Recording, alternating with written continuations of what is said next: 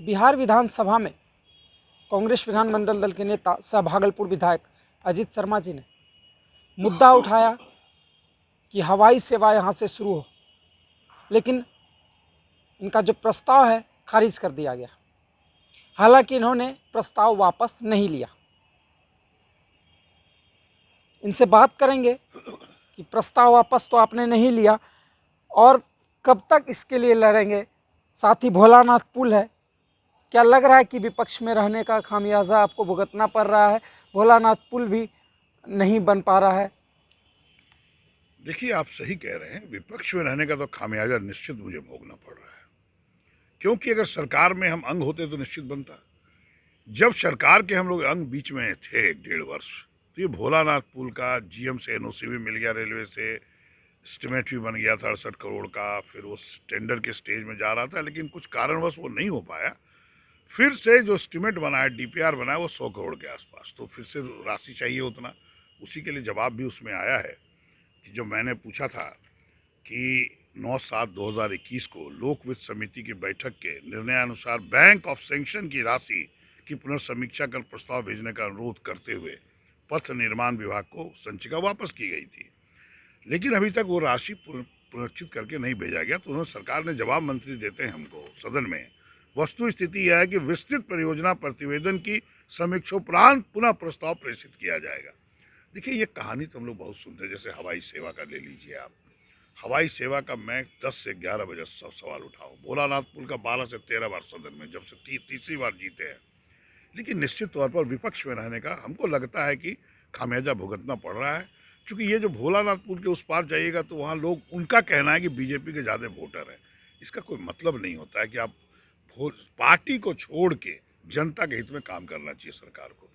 इसकी आवाज़ मैंने उठाई और हम लोग का काम है आवाज़ उठाना। और हवाई सेवा पर तो गजब से मंत्री ने जो विस्तृत कहानी बताया कि हम लोग छोटा हवाई पट्टी है। अरे यार, 25 वर्ष पहले से यहाँ हवाई सेवा चलता था। ये भागलपुर सिल्क उद्योग पूरे विश्व में विख्यात है।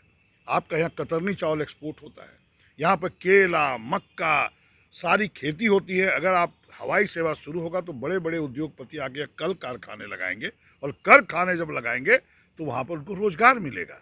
और हवाई सेवा के लिए अगर छोटा पड़ रहा है और बड़ा हवाई जहाज के लिए आपको चाहिए तो गौराडी में गौशाला की 500 एकड़ ज़मीन है, उससे आप एक्वायर करके वहाँ बना दीजिए। लेकिन सरकार तो अपना कहती है ठीक है, संज्ञान में ले लिए। मैंने अंतिम में ये कहा, आप ठीक है, आप तो करोगे नहीं, केंद्र सरकार को करना था, आप केंद्र सरकार प्रपोजल तो भेज दीजिए। लेकिन उन्होंने, मंत्री ने कोई जवाब नहीं दिया। अगर ये मंत्री इस पर कोई संज्ञान नहीं लेते हैं, सरकार नहीं लेती है, निश्चित तौर पर जनता का डिमांड है कि हवाई सेवा शुरू होना चाहिए, आरओबी बनना चाहिए भोलानाथ पुल। अगर नहीं होता है तो जनता के साथ हम लोग आंदोलन करेंगे और पूरा चक्का जाम भागलपुर करेंगे और सरकार को बाध्य करेंगे इस दोनों चीज़ों को बनाने के लिए। अभी तीसरी लहर की आहट तेज हो गई है। भागलपुर में खासकर देखा जाए तो कोई तैयारी नहीं है।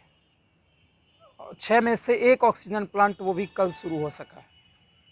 देखिए, आप 6 में 1 हो गया तो समझिए बहुत बड़ा काम सरकार ने कर दिया। सरकार में काम क्या हो रहा है?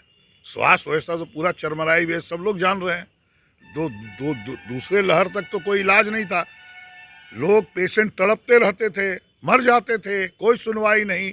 आंकड़े जो कोरोना मौतों को दी गई वो छिपाई गई, 8,000 कुछ लोगों को बताया कितनी मौतें हुई, जबकि मुझे जो सूचना है, जो लोग कहते हैं कि लाखों से ऊपर की मौत हुई है। अब तीसरा लहर आ रहा है, तीसरा लहर, और दूसरे लहर में इतना गैप रहा है 8-9 महीने का, फिर भी आप जाके स्वास्थ्य व्यवस्था देख लीजिए। 6 ऑक्सीजन प्लांट में खुद आप कह रहे हैं कि 1 ही चालू हुआ। तो वेंटिलेटर की स्थिति क्या है, डॉक्टरों की स्थिति क्या है? डॉक्टर नहीं है, जितने पद सृजित है उसमें डॉक्टर नहीं है, क्या इलाज होगा? ये तो स्वास्थ्य मंत्री और सरकार को सोचना है। हम लोग तो विपक्ष में हैं, इसलिए हमको लगता है जहाँ जहाँ विपक्ष के विधायक है वहाँ निश्चित तौर पर सभी काम को ढंग से नहीं लिया जाता है, ताकि वो बदनाम हो और अगले बार हम लोग जीत सकें। तो यह तो चलेगा नहीं, जनता सब देख रही है। मेरी उनकी शक्ति में मैं सदन में आवाज़ उठा रहा हूँ। और अगर तीसरे लहर में अगर सरकार अभी से नहीं चेती तो फिर से मौतें होंगी और मौत का जिम्मेदार सरकार होगा। इसके लिए आपके तरफ से क्या किया जाएगा? इससे पहले भी दूसरी लहर में आपने अनुशंसा की थी कुछ राशि की एम्बुलेंस के लिए और ऑक्सीजन सिलेंडर के लिए, लेकिन वो भी अभी तक पेंडिंग में है। बिल्कुल सही कहते हैं, सरकार कोई काम नहीं कर रही है। 2 करोड़ रुपया माननीय मुख्यमंत्री जी ने कोरोना के नाम पर सभी 243 विधायकों का रुपया रखा। खर्च कहाँ हुए उसका कोई ब्यौरा नहीं दिया। खर्च होना चाहिए था, विधायक की अनुशंसा करा लेते। जब फंड उनका है तो फिर आप उनसे अनुशंसा कराइए तो पता चलेगा कहाँ काम कर रहे हैं। उनके क्षेत्र में काम होना चाहिए था। 2 एम्बुलेंस का मैंने लिख के दिया कि एम्बुलेंस की कमी है। आज तक योजना विभाग जो सरकार के अधीन है आज तक खरीद नहीं हुआ, पैसा यूं ही पड़ा हुआ है।